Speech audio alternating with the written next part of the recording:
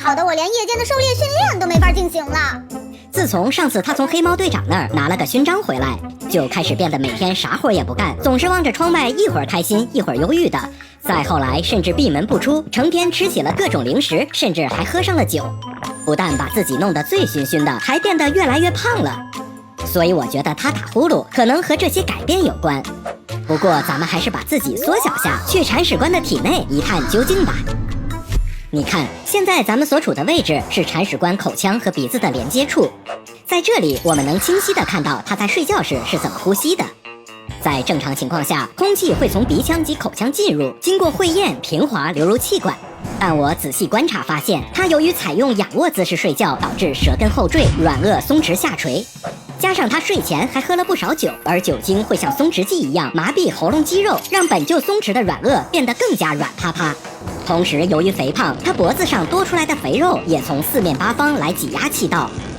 以上这些因素综合起来，就导致铲屎官的气道处于明显受阻的状态。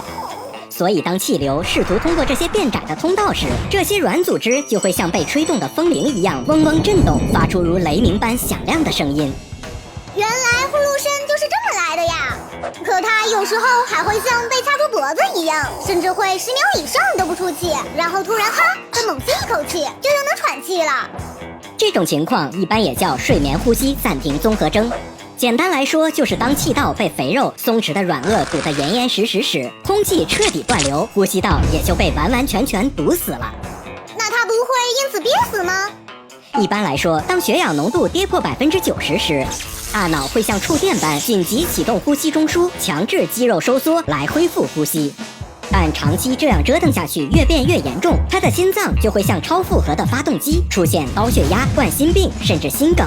大脑会像缺氧的鱼，增加脑梗、老年痴呆的风险。更可怕的是，这种缺氧状态一旦严重了，还可能造成心脏骤停，直接让他一睡不醒了。既然问题已经找到了，咱们还是赶快出去想办法救救他吧。